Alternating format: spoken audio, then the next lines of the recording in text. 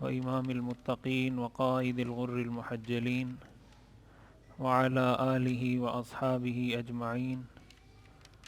أما بعد فأعوذ بالله من الشيطان الرجيم. بسم الله الرحمن الرحيم. والذين لا يدعون مع الله إلها آخر ولا يقتلون النفس التي حرم الله إلا بالحق ولا يزنون ومن يفعل ذلك يلقى أثاما. وقال النبي صلى الله عليه وسلم: لا يزني الزاني حين يزني وهو مؤمن، أو كما قال النبي صلى الله عليه وسلم. صدق الله وصدق رسوله النبي الكريم ونحن على ذلك لمن الشاهدين والشاکرین والحمد للہ رب العالمین. اللہ تعالیٰ نے ہمیں جو دین اسلام کی شکل میں عطا کیا ہے، اس کے اندر ایک انسان کی جسمانی صحت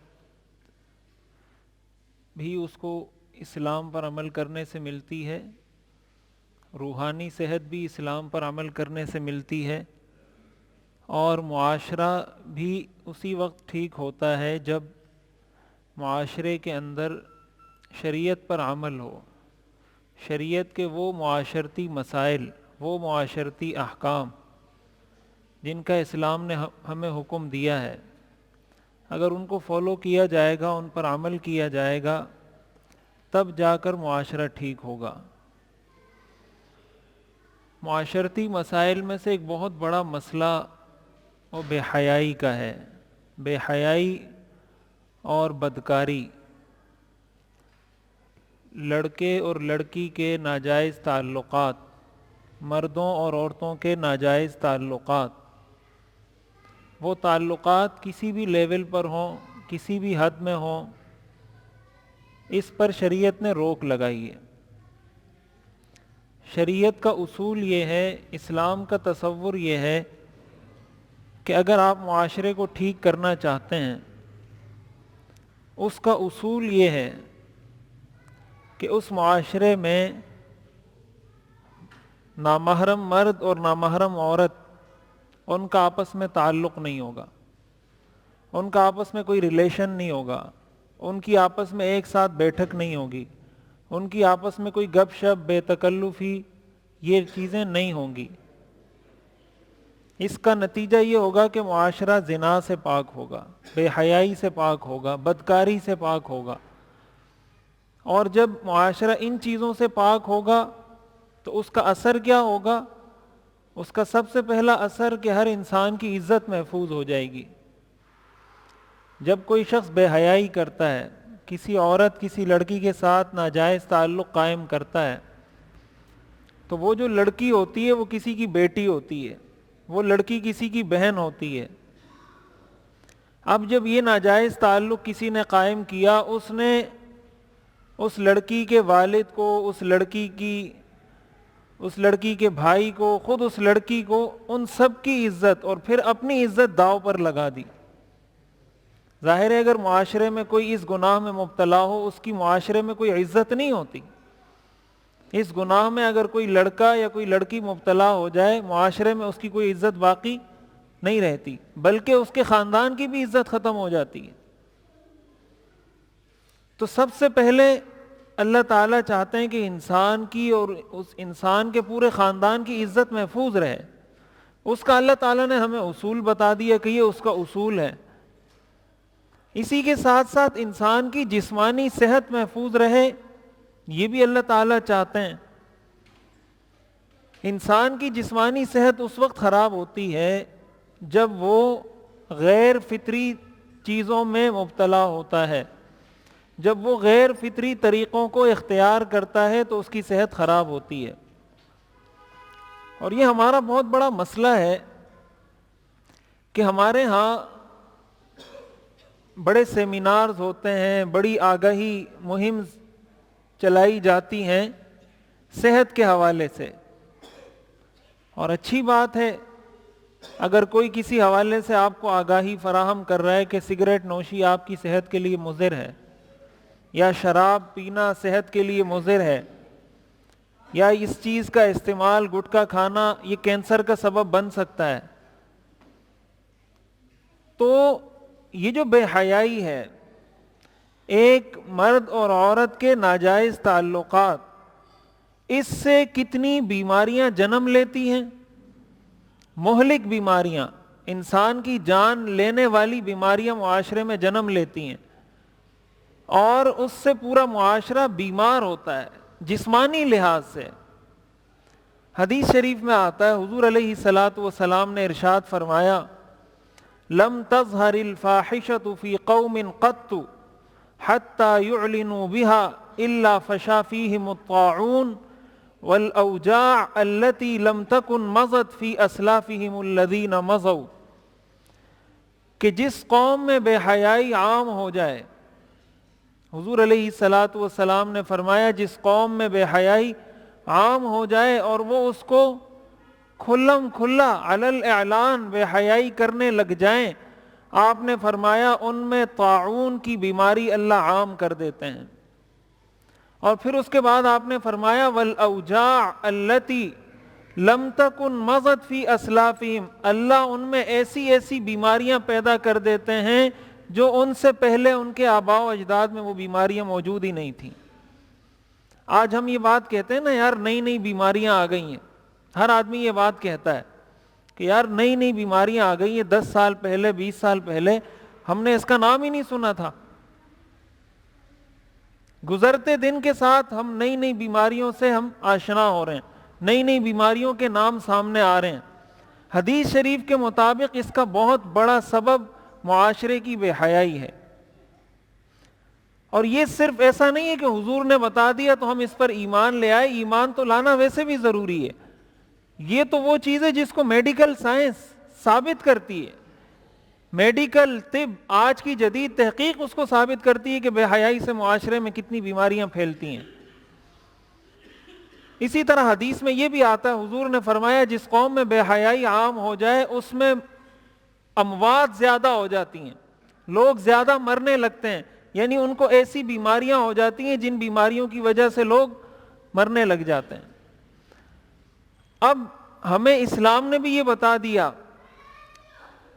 میں یہ بات کہہ رہا تھا کہ دیکھیں ہم اس پر لوگوں کو آگاہی نہیں دیتے، ہمارے جو میڈیکل فیلڈ سے ریلیٹڈ لوگ ہیں، ڈاکٹرز ہیں، وہ اگر آپ کو یہ بتاتے ہیں کہ بھئی سگریٹ کے یہ نقصان ہے، گٹکے کے یہ نقصان ہے، اور اگر یہ چرس استعمال کرو گے تو اس کے یہ نقصان ہے، تو وہ آپ کو یہ کیوں نہیں بتاتے کہ بے حیائی کے کیا نقصانات ہیں، بدکاری کے کیا نقصانات ہیں؟ ایسا تو نہیں ہے کہ اس کا کوئی نقصان نہیں ہے، میڈیکل سائنس نے اپروو کیا ہے ان ساری چیزوں کو، جب اپروو کیا ہے تو اس کی آگاہی کون دے گا؟ دینی لحاظ سے تو رہنمائی ایک عالم فراہم کرے گا، طبی لحاظ سے میڈیکل کے حوالے سے رہنمائی کون فراہم کرے گا؟ لیکن اس پر بات نہیں کی جاتی، ہمارے نوجوانوں کو اس حوالے سے ایجوکیٹ نہیں کیا جاتا، ان کی رہنمائی نہیں کی جاتی، ان کو اس بات کا اندازہ نہیں ہوتا کہ ہم کس خطرناک اور مہلک بیماریوں کے اندر مبتلا ہو رہے ہیں جب ہم اس گناہ میں مبتلا ہوتے ہیں۔ اللہ تعالیٰ نے قرآن کریم میں ارشاد فرمایا لا تقربوا الزنا، زنا کے قریب بھی مت جاؤ، اس لیے کہ انسان پہلے وہ کام کرتا ہے جو اس کو زنا کے قریب لے جانے والے ہیں، اس کے بعد جا کے وہ بدکاری اور غلط کام میں مبتلا ہوتا ہے۔ ایک بچہ یا ایک لڑکا یا ایک بچی یا ایک لڑکی جب گھر سے نکلتی ہے یا گھر سے نکلتا ہے وہ بچہ یا بچی کسی ادارے میں تعلیم حاصل کرنے جاتے ہیں، تو میں نے پچھلے جمعے آپ کو بتایا تھا کہ شریعت نے کیا ہمیں حدود بتائی ہیں کہ ایک عورت، ایک لڑکی اگر گھر سے نکل رہی ہے تو کن کن چیزوں کی پابندی کر کے وہ گھر سے نکلے۔ اب ہوتا کیا ہے کہ یونیورسٹی کے اندر، کالجز میں یا عام کمپنیوں میں، اداروں میں جب اس طرح کا اختلاط والا ماحول ہوتا ہے کہ جہاں مرد بھی ہیں، عورتیں بھی ہیں، لڑکے بھی ہیں، لڑکیاں بھی ہیں، وہاں وہ آپس میں ایک دوسرے سے دوستیاں بنانا شروع کر دیتے ہیں، ایک دوسرے کے ساتھ تعلق بنانا شروع کر دیتے ہیں، اور اس کا نتیجہ کیا ہوتا ہے؟ یہی وہ سٹیپ ہوتا ہے جس کو قرآن نے منع کیا، لا تقربوا الزنا، زنا کے قریب مت جاؤ. یہی وہ سٹیپ ہے. دیکھیں قرآن نے جب قتل کے بارے میں منع کیا نا کہ قتل مت کرو، تو قرآن نے کہا قتل مت کرو. جب قرآن نے شرک سے منع کیا نا تو قرآن نے کہا شرک مت کرو. جب قرآن نے بہت سے اور گناہوں سے منع کیا تو صراحتاً کہہ دیا کہ یہ کام مت کرو. جب زنا کا حکم آیا تو قرآن نے یہ نہیں کہا زنا مت کرو، قرآن نے کہا زنا کے قریب مت جاؤ. زنا کے قریب انسان کب جاتا ہے؟ جب کوئی لڑکا کسی لڑکی سے بلا ضرورت بلا وجہ گپ شپ لگانا شروع کر دیتا ہے، اس کے ساتھ گفتگو شروع کر دیتا ہے، اس کے ساتھ بے تکلف ہونا شروع کرتا ہے، گپ شپ لگاتا ہے. جب یہ چیزیں شروع ہوتی ہیں تو یہ سٹارٹنگ پوائنٹ ہوتا ہے، یہ نقطہ آغاز ہوتا ہے جس کے بعد جا کے انسان بدکاری اور بے حیائی میں مبتلا ہوتا ہے. تو جو لوگ ہمارے جو نوجوان بھائی ہمارے یا جو نوجوان بہنیں ہماری اس طرح کی چیزوں میں انوالو ہوتے ہیں، ان کو ایک بات ہمیشہ یاد رکھنی چاہیے. حدیث شریف میں آتا ہے حضور علیہ الصلاۃ والسلام کے پاس ایک شخص آئے اور حضور سے یہ کہا اذن لی فی الزنا، یا رسول اللہ مجھے زنا کی اجازت دے دیں، یعنی میں اسلام تو لاتا ہوں لیکن زنا کی مجھے اجازت ہوگی.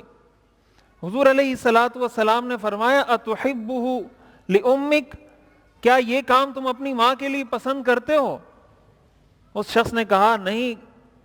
حضور نے فرمایا اللہ کی قسم کوئی بھی شخص اپنی ماں کے لیے اس کو پسند نہیں کرتا. پھر حضور نے فرمایا اتحبہ لابنتک، کیا تم اپنی بیٹی کے لیے پسند کرتے ہو؟ اس نے کہا نہیں. حضور نے فرمایا اللہ کی قسم کوئی بھی اپنی بیٹی کے لیے پسند نہیں کرتا. پھر آپ نے فرمایا اتحبہ لاختک، اپنی بہن کے لیے پسند کرو گے؟ اس نے کہا نہیں. حضور نے فرمایا اللہ کی قسم کوئی بھی اپنی بہن کے لیے اس کام کو پسند نہیں کرتا. پھر آپ نے فرمایا اتحبہ لعمتک، کیا اپنی پھوپھی کے لیے اس کام کو پسند کرو گے؟ اس شخص نے کہا نہیں. حضور نے فرمایا اللہ کی قسم کوئی بھی اپنی پھوپھی کے لیے اس کو پسند نہیں کرتا. پھر آپ نے فرمایا کیا تم اپنی خالہ کے لیے اس کام کو پسند کرو گے؟ اس شخص نے کہا نہیں. آپ نے فرمایا اللہ کی قسم کوئی بھی شخص اپنی خالہ کے لیے اس کو پسند نہیں کرتا.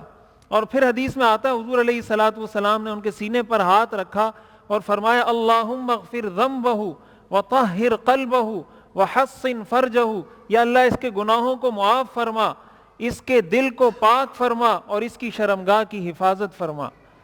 وہ صحابی کہتے ہیں اس کے بعد کبھی میرے دل میں اس کا خیال تک بھی نہیں آیا. جب کوئی لڑکا کسی لڑکی کے ساتھ یہ تعلق قائم کرے وہ تھوڑی دیر کے لیے یہ سوچے کہ اگر میری بہن کے ساتھ بھی کوئی اس طرح کی بات کر رہا ہوگا، میں آج کسی کی بہن کے ساتھ اس طرح کی بات کر رہا ہوں، بے حیائی کی بات کر رہا ہوں، یہ بھی کسی کی بہن ہے، میری بھی بہن ہے، یہ بھی کسی کی بیٹی ہے، میری بھی کوئی بیٹی ہو سکتی ہے، یہ بھی کسی کی رشتہ دار ہوگی، کسی کی بھانجی بھتیجی ہوگی، میری بھی کوئی بھانجی بھتیجی ہو سکتی ہے. تھوڑی دیر کے لیے یہ سوچیں کہ میں اس کے ساتھ یہ بات کر رہا ہوں، میں اس کے ساتھ ناجائز تعلقات بنانے کی کوشش کر رہا ہوں. اگر اسی لمحے میں کوئی میری بہن کے ساتھ یہ کام کر رہا ہو، میرا کیا ری ایکشن ہوگا، میرا کیا رد عمل ہوگا؟ جو رد عمل آپ کا اپنی بہن کے بارے میں دوسرے شخص کے لیے، وہی رد عمل اس لڑکی کے بارے میں رکھیں کہ یہ لڑکی بھی کسی کی بہن ہے، کسی کی بیٹی ہے. اگر یہ تصور ذہن میں رکھیں گے، یہ صحیح حدیث ہے. حضور علیہ الصلاۃ والسلام نے ہمیں یہ اس لیے سکھایا کہ ہم اس پر عمل کریں. حدیث میں آتا ہے حضور علیہ الصلاۃ والسلام نے ارشاد فرمایا من یضمن لی ما بین لحییہ وما بین رجلیہ اضمن لہ الجنہ، جو مجھے اس چیز کی ضمانت دے جو اس کے دو جبڑوں کے درمیان ہے اور اس چیز کی ضمانت دے جو اس کی دو ٹانگوں کے درمیان ہے، آپ نے فرمایا میں اس کو جنت کی ضمانت دیتا ہوں. صحیح بخاری کی حدیث ہے. انسان اپنی زبان کی حفاظت کر لے، انسان اپنی شرمگاہ کی حفاظت کر لے، حضور نے فرمایا میں جنت کی گارنٹی دیتا ہوں. ایسا آدمی گارنٹیڈ جنتی ہے. حضور ایسے شخص کو جنت کی گارنٹی دے رہے ہیں. حدیث میں آتا ہے حضور نے فرمایا 7 لوگوں کو اللہ قیامت کے دن عرش کا سایہ نصیب کریں گے. جس دن کوئی سایہ نہیں ہوگا، ان میں سے ایک وہ نوجوان ہوگا جس کو کسی عورت نے بدکاری اور گناہ کی دعوت دی اور وہ اس بدکاری اور گناہ کی قدرت بھی رکھتا ہو، پھر بھی وہ یہ کہہ دے کہ میں اللہ سے ڈرتا ہوں۔ ایسے نوجوان کو اللہ قیامت کے دن اپنے عرش کا سایہ نصیب کریں گے۔ حضرت یوسف علیہ السلام کا قصہ جو قرآن نے ذکر کیا ہے، وہ کس لیے ذکر کیا ہے؟ اتنی عظمتیں ان کو ملی، انہوں نے اپنے آپ کو زنا سے بچایا، بدکاری سے بچایا۔ جب عورت نے ان کو دعوت دی، واستبق الباب، وہ دروازے کی طرف جب بھاگے اور عورت نے وراودته التي هو في بيتها عن نفسه وغلقت الابواب وقالت هيت لك، سارے دروازے بند کر کے جب اس عورت نے حضرت یوسف علیہ السلام کو گناہ کی دعوت دی، حضرت یوسف نے فرمایا قال معاذ اللہ، میں اللہ سے ڈرتا ہوں، اللہ کی پناہ، انہ ربی، وہ میرا رب ہے، وہ کیا سوچے گا، وہ کیا کہے گا، میں نے اپنے اس بندے کو اس لیے پیدا کیا تھا۔ ایسے لوگوں کو قرآن تعبیر کرتا ہے ان الفاظ کے ساتھ کہ یہ وہ لوگ ہیں جو زمین میں فساد کرتے ہیں۔ جو لوگ بدکاری میں مبتلا ہوتے ہیں، بے حیائی میں مبتلا ہوتے ہیں، قرآن نے ان کو تعبیر کیا ہے، اسلام نے ان کو بیان کیا ہے کہ یہ وہ لوگ ہیں جو زمین میں فساد مچاتے ہیں۔ اب جو لوگ فساد مچاتے ہیں ان کو قرآن کریم میں بھی بد دعائیں دی گئی ہیں، ہر وقت اللہ کے بندے ان کو بد دعائیں دے رہے ہوتے ہیں۔ دیکھیں جو نیک لوگ ہیں ان کے لیے اللہ تعالیٰ نے ہر وقت دعاؤں کا بندوبست کر دیا ہے۔ آپ جب اتحیات پڑھتے ہیں نا تو آپ کہتے ہیں السلام علینا وعلی عباد اللہ الصالحین، ہر نمازی کہتا ہے ہر نماز میں۔ اس کا کیا ترجمہ ہے؟ السلام علینا، اللہ کی طرف سے سلامتی ہو ہم پر، وعلی عباد اللہ الصالحین، اور اللہ کے تمام نیک بندوں پر۔ ہر نمازی اپنی ہر نماز میں اللہ کے ہر نیک بندے کے لیے دعا کرنے پر مجبور ہے۔ ہر نمازی، اگر آپ نیک ہیں آپ کو کسی کو کہنے کی ضرورت نہیں میرے لیے دعا کریں، ہر نمازی آپ کے لیے دعا کرے گا، نہیں کرے گا اس کی نماز نہیں ہوگی۔ اگر وہ یہ نہیں پڑھے گا السلام علینا وعلی عباد اللہ الصالحین، اس کی نماز نہیں ہوگی، وہ مجبور ہے۔ اور جو فساد مچانے والے لوگ ہیں ان کے لیے ہر نمازی اور ہر قرآن کی تلاوت کرنے والا بد دعا کر رہا ہوتا ہے۔ جب اس کے لیے اتنی بد دعائیں ہو رہی ہوں اور اللہ کے نیک بندے اس کو بد دعائیں دے رہے ہوں، کیا اس کی زندگی سنور سکتی ہے؟ اس کو دنیا میں کوئی خوشی کا دن دیکھنے کو مل سکتا ہے؟ امام شافعی رحمۃ اللہ علیہ نے فرمایا عفو تعف نساؤکم، پاک دامن رہو، تمہاری عورتیں پاک دامن رہیں گی۔ اگر تم پاک دامن نہیں رہے، اپنی عورتوں سے پاک دامنی کی توقع نہیں رکھنا۔ ان الزنا دین، زنا قرض ہے، زنا قرض ہے۔ فإن أقرضته كان الوفاء من أهل بيتك فاعلم، اگر تم نے یہ قرض لے لیا تمہارے گھر والے یہ قرض چکائیں گے۔ لوگ کہتے ہیں کہ یہ کیوں، زنا کسی نے کیا، بدلہ کسی اور سے کیوں لیا جا رہا ہے؟ یہاں یہ بات سمجھنے کی ہے کہ جب کوئی انسان بدکاری کرتا ہے، بے حیائی کرتا ہے، تو وہ ایسا نہیں ہے کہ اس نے گناہ کیا اور ختم ہو گیا۔ اس بے حیائی کے اثرات اس کے گھر میں ظاہر ہوتے ہیں۔ ہر نیک کام کے بھی اثرات ہوتے ہیں، برے کام کی بھی نحوست ہوتی ہے، یہ تو ہم مانتے ہیں نا، برکت اور نحوست۔ کچھ کاموں سے برکت آتی ہے، کچھ کاموں سے نحوست آتی ہے۔ بھائی آپ جب دکان کا افتتاح کرتے ہیں تو افتتاح کرنے کے لیے آپ دکان میں میوزک لگاتے ہیں کہ آج میری دکان کا افتتاح ہے تو میں آج افتتاح کر رہا ہوں۔ میوزک لگاتا ہے کوئی افتتاح میں؟ کیوں نہیں لگاتا؟ اس لیے کہ اس کا یہ تصور ہے کہ اگر میں گانے لگاؤں گا تو اس سے نحوست آئے گی۔ جب دکان کا افتتاح ہوتا ہے تو کسی قاری صاحب کو کہتے ہیں بچے کو بھیج دیں، بچوں کو کہ وہاں قرآن پڑھ دیں ہمارے لیے، تاکہ کیا آ جائے؟ برکت آ جائے۔ اس کا مطلب کچھ کام ایسے ہیں جس سے برکت آتی ہے، کچھ کام ایسے ہیں جس سے نحوست آتی ہے۔ پھر ہر کام کی نحوست الگ انداز کی ہوتی ہے۔ حرام کھائیں گے اس کی نحوست الگ ہے، نماز نہیں پڑھیں گے اس کی نحوست الگ ہے، کسی کو قتل کیا، کسی پر ظلم کیا، اس کی نحوست الگ ہے، اور اگر زنا کیا، بدکاری کی، اس کی نحوست یہ ہے کہ ایسے لوگوں کے گھر سے اس کے گھر کے اندر بے دینی آ جاتی ہے، اس کی اولاد پر اس کا یہ اثر ہوتا ہے، اس کی نحوست ہوتی ہے۔ جب اس کی اولاد پر یہ اثر آئے گا، اس کی اولاد بے دین ہوگی تو وہ اس کام میں مبتلا ہوگی۔ اس لیے ہمارے نوجوانوں کو یہ بات اچھے طریقے سے سوچنی چاہیے۔ دیکھیں قرآن کریم میں اللہ تعالیٰ نے ارشاد فرمایا ام یحسبون انا لا نسمع سرهم ونجواهم بلا ورسلنا لدیہم یکتبون، کیا یہ لوگ گمان کرتے ہیں کہ ہم ان کی چھپی ہوئی باتوں کو نہیں سنتے؟ آگے اللہ فرماتے ہیں بلا، میں سنتا ہوں، ورسلنا لدیہم، ہمارے فرشتے بھی اس کے پاس موجود ہیں، یکتبون، لکھ رہے ہیں۔ قرآن کریم میں آتا ہے وَيَوْمَ يُحْشَرُ أَعْدَاءُ اللَّهِ إِلَى النَّارِ فَهُمْ يُوزَعُونَ، جب جہنمیوں کو جہنم کے پاس لایا جائے گا، حَتَّى إِذَا مَا جَاءُوهَا شَهِدَ عَلَيْهِمْ سَمْعُهُمْ وَأَبْصَارُهُمْ وَجُلُودُهُمْ بِمَا كَانُوا يَعْمَلُونَ، اس دن اس کے کان، اس کی آنکھیں اور اس کی کھال اس کے خلاف گواہی دے گی۔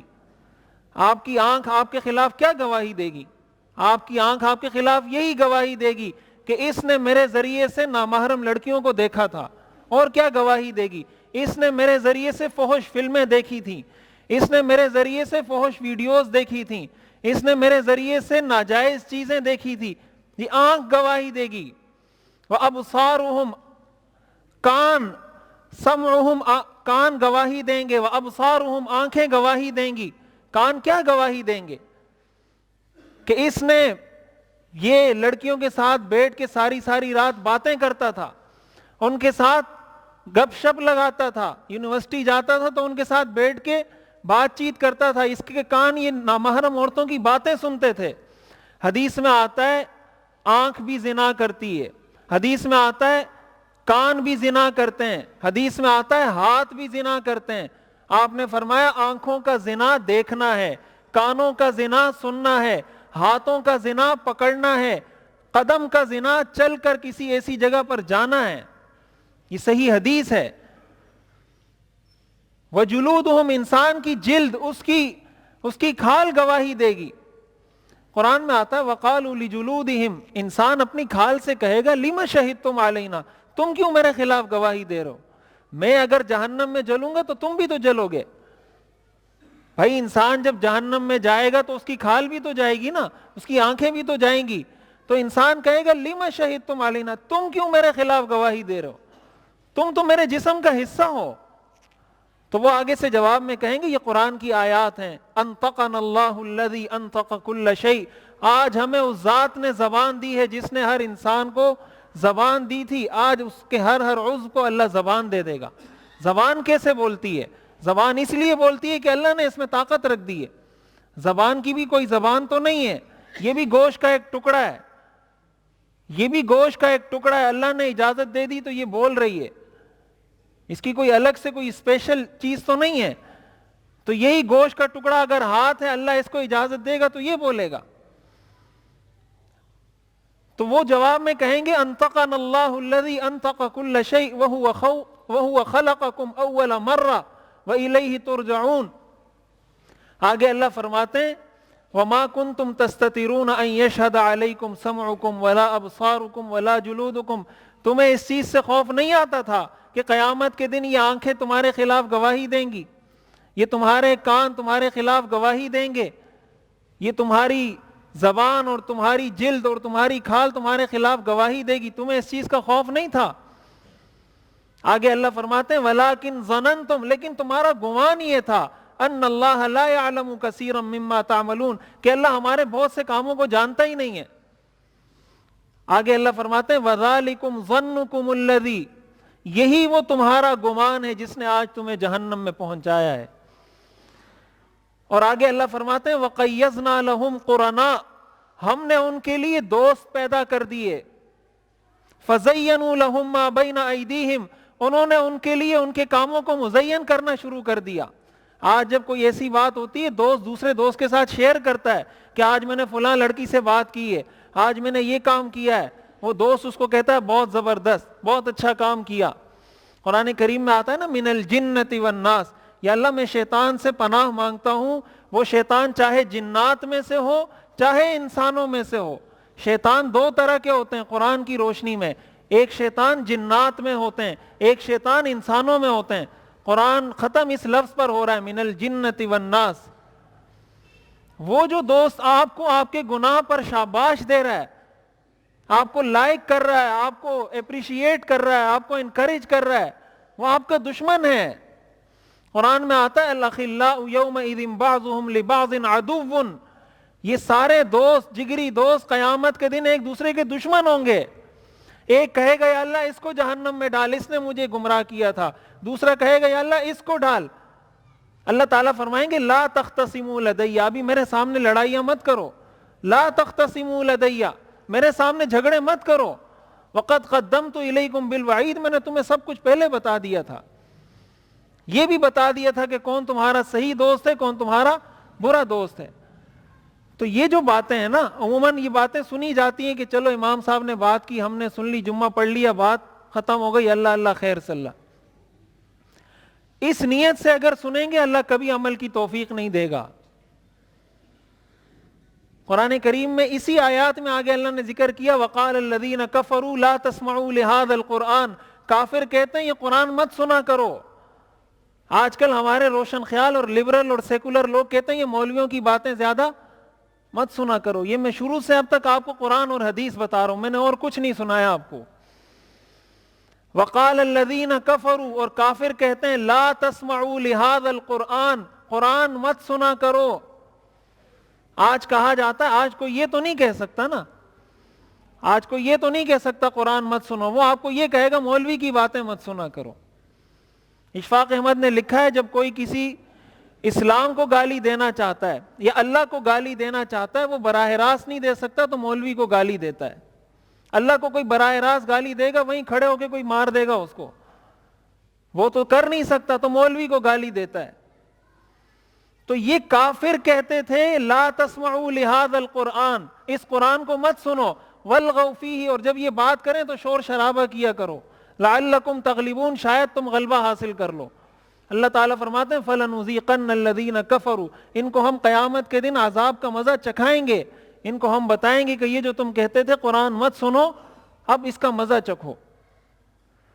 اس لیے یہ میری نوجوانوں سے درخواست ہے, دیکھیں یہ آپ کی صحت کو بھی تباہ کرے گی, آپ کی عزت کو بھی تباہ کرے گی, معاشرے میں آپ کا وقار ختم ہوگا, آپ کی دینداری اس سے متاثر ہوگی. یہ اتنا منحوس کام ہے, اتنی نحوست والا کام ہے کہ انسان ساری زندگی, یہ شریعت نے اس پہ جو سزا رکھی ہے ویسے نہیں رکھی.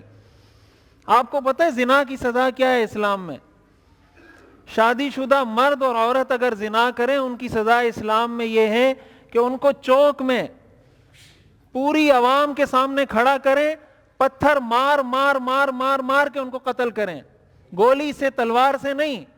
رجم, رجم کا مطلب یہ ہے کہ وہاں چوک میں کہیں کھڑا کریں اور پتھر ماریں, 1 2 3 100 پتھروں سے مرتا ہے, 200 سے مرتا ہے, 300 سے, پتھر مار مار کے اس کو قتل کریں تاکہ دنیا کے لیے عبرت ہو, آئندہ کوئی کوشش نہ کرے, کوئی سوچے نہ. قرآن کریم میں آتا ہے الزانیۃ والزانی فجلدوا کل واحد منہما 100 جلدہ. اگر کوئی شادی شدہ نہیں ہے اور اس نے زنا کیا, قرآن یہ کہتا ہے کہ لوگوں کے سامنے مرد ہو یا عورت اس کو 100 کوڑے لگاؤ. قرآن میں, اسلام میں اس چیز کا تصور نہیں ہے کہ آپ کسی کو پھانسی دینی ہے تو خاموش کسی کمرے میں پھانسی دیں, سزا دینی ہے تو خاموش کسی کمرے میں سزا دیں. اسلام کا تصور یہ ہے جب سزا دینی ہے تو چوک پر سزا دیں. اور یہ قرآن نے کہا وَلْيَشْهَدْ عَذَابَهُمَا طَائِفَةٌ مِّنَ الْمُؤْمِنِينَ, جب ان کو سزا دی جا رہی ہو تو وہاں مسلمانوں کا ایک بڑا جمع غفیر ہونا چاہیے. اور آگے قرآن نے یہ بھی کہا وَلَا تَأْخُذْكُمْ بِهِمَا رَأْفَةٌ, تمہارے دل میں ان کے لیے کوئی نرمی نہیں آنی چاہیے. یہ قرآنی آیات ہیں, سورۃ النور کبھی اٹھا کے پڑھیں, سورۃ انزلناها وفرضناها, اس کا پہلا رکوع آپ پڑھیں, آپ کو پتہ چلے گا اللہ نے کیا کہا ہے قرآن میں. یہ جو قرآن نے اتنی سخت سزا اس کی رکھی ہے, اس سے پتہ چلتا ہے کہ یہ کتنا بڑا کبیرہ گناہ ہے اور یہ کتنا خطرناک ہے. اور میں یہ کہنا چاہتا ہوں کہ دیکھیں یہ صرف علماء کی ذمہ داری نہیں ہے, یہ ڈاکٹروں کی بھی ذمہ داری ہے, یہ میڈیکل فیلڈ سے وابستہ لوگوں کی بھی ذمہ داری ہے. ان کو بتائیں کہ یہ آپ اپنی صحت کے ساتھ کیا کر رہے ہیں, کن کن بیماریوں کا آپ شکار ہو رہے ہیں, معاشرے میں کتنے بڑے بڑے خطرناک امراض پیدا ہوتے جا رہے ہیں اس گناہ کی وجہ سے. یہ آگاہی ہمیں کون دے گا؟ اگر ہم ان چیزوں کی طرف آئے اور ہمارے نوجوان اپنی عزت اور اپنے آپ کو یونیورسٹی بھی جائیں کالج بھی جائیں اس اہتمام کے ساتھ کہ ہم نے اپنے آپ کو گناہ سے بچانا ہے، بد نظری سے بچانا ہے، کسی نامحرم لڑکی کے ساتھ گپ شپ کرنے سے بچانا ہے، ان چیزوں کی رعایت کرتے ہوئے جائیں اور آئیں اور اپنی حفاظت کریں، تو یہ اس کی دنیا میں بھی کامیابی کا ضامن ہے اور آخرت میں بھی۔ اور اگر ہم نے اس کو چھوڑ دیا اور ہم نے کہا چلو مولوی کی باتیں، تو قرآن نے پہلے سے بتا دیا ہے کہ جو لوگ یہ کہتے ہیں ان کے ساتھ اللہ قیامت کے دن کیا کرے گا۔ اللہ تعالی ہمیں سمجھنے اور عمل کرنے کی توفیق عطا فرمائے۔ وآخر دعوانا الحمد للہ رب العالمین۔